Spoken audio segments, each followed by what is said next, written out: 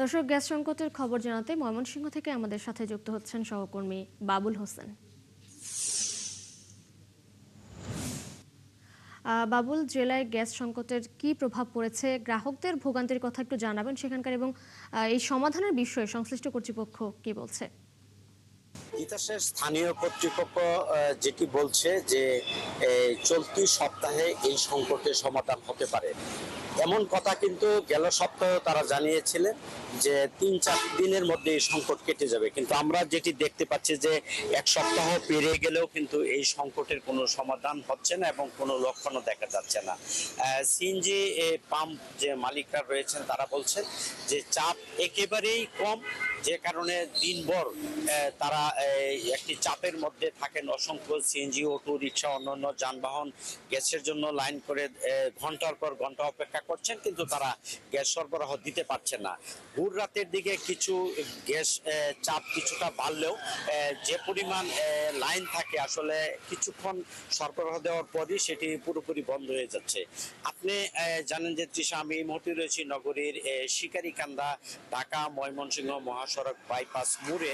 এখানে আপনি দেখতে পাচ্ছেন যে এখন সকাল 7টা বাজে। এরই মধ্যে কিন্তু ডানে বামে যে সমস্ত পাম্প রয়েছে সেখানে দীর্ঘ আমরা দেখতে পাচ্ছি সিএনজি, অটো রিক্সার সারি, তারা লাইন ধরে দাঁড়িয়েছেন। কখন পাবেন তারা কেউ বলতে পারছেন না। তারা যেটি বলছেন যে এক একটি সিএনজি, অটো রিক্সা মানেই হচ্ছে এক একটি পরিবার। গেল এক সপ্তাহ ধরে কিন্তু তারা সেই ভোগান্তিতে আছেন এবং তারা কোনো ধরনের পরিবহন করতে পারছেন না। এতে করে তাদের পরিবার পরিজন নিয়ে একটি অবর্ণনীয় কষ্টের মধ্যে আছেন। তো এখানে কয়েকজন সিএনজি চালক রয়েছেন, আমরা একটু তাদের সঙ্গে কথা বলবো যে এই যে গ্যাস না থাকাতে আপনাদের কি ধরনের কষ্ট হচ্ছে। স্যার, আমরা কালকে সন্ধ্যার সময় আসছি, সকালে সারা রাত গেল, এরপরে অনেক গ্যাসটা পাচ্ছি না। আমরা গরিব মানুষ, অসহায় মানুষ, কিভাবে চলবো? এই যে সারা রাত কষ্ট করছি, গাড়িতে উঠতে ঘুমাই রয়েছি। ধন্যবাদ তৃষা। আপনি শুনছিলেন যে অনেকে রাতভর কিন্তু সেই গাড়ির মধ্যেই তারা রাত যাপন করছেন যে কখন গ্যাস মিলবে, কিন্তু আসলে দিন শেষে যেটি হচ্ছে যে তারা সেই গ্যাস পাচ্ছেন না। তৃষা। বাবুল হোসেন, ধন্যবাদ আপনাকে যুক্ত হবার জন্য। দর্শক, ময়মনসিংহ থেকে গ্যাস সংকটের খবর জানছিলাম। এই পর্যায়ে আমরা একটু নারায়ণগঞ্জের গ্যাস সংকটের খবর জানবো। সেখানে রয়েছেন আমাদের সহকর্মী হাবিবুর রহমান। হাবিব, গ্যাস সংকটের কি ভোগান্তি দেখছেন শহরে, গ্রাহকরা এ নিয়ে কি বলছেন, এবং শিল্প প্রতিষ্ঠানগুলোতে সংকট কতটা প্রভাব ফেলেছে জানাবেন।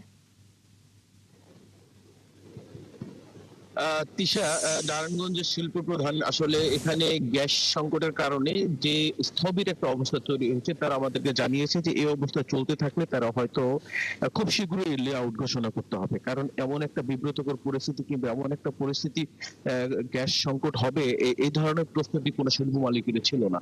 শুধুমাত্র হাতে গোনা কয়েকজন মালিক আমরা গতকালকে দেখেছি, তারা বিকল্প জ্বালানি দিয়ে আসলে তাদের কার্যক্রম পরিচালনা করছে। আমরা যদিও শিল্প ফ্যাক্টরিতে সকালে আমাদের ঢোকার সুযোগ এখন পর্যন্ত হয়নি, তো আমরা এক যে পাম্পে আসছে, পাম্পের যে পরিস্থিতি আমরা দেখলাম যে এখানে দীর্ঘ সারি, শত শত গাড়ি রাত থেকে অপেক্ষা করতেছে সেখানে শুধুমাত্র গ্যাস নেওয়ার জন্য, একটু গ্যাসের জন্য হাহাকার। একটু একটা পরিবার, একটা সংসার চালানোর জন্য আসলে এই যে একটা অবস্থা। আমরা চেষ্টা করি একটু কথা বলার জন্য দু একজনের সাথে। তারা কখন এসছেন, আপনি আপনি কখন এসছেন গ্যাস নিতে? কতক্ষণ যাবত লাইনে দাঁড়িয়ে আছেন? আমি আজানের পর থেকে লাইনে আছি, কিন্তু লাইনে আছি।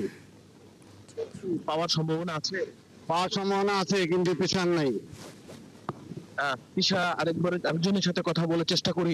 আপনি তো এই সকাল 5টা বাজে আসলাম, আসার পরে এখন 7টা বাজে, এখন গ্যাস পেতে পারি না। প্রেসার নাই, প্রেসার আপনার 110 বা 120। গতকাল আপনার কুমিল্লা যেমন শনি একটা 60 গ্যাস পেয়েছি, 5 ঘন্টা বসে থেকে যাওয়ার পরে ওইখানে আপনার যেই কাজের কথা এই কাজ এখন আপনি করতে পারিনি। এখন আজকে যাওয়ার পরে আপনার এখন কাজ হয় কিনা বলতে পারি না। ওকে। তিশা, আসলে এরকম সংখ্যার মধ্যেই শিল্প কারখানা এবং যে গাড়ি আছে তারা চলছে।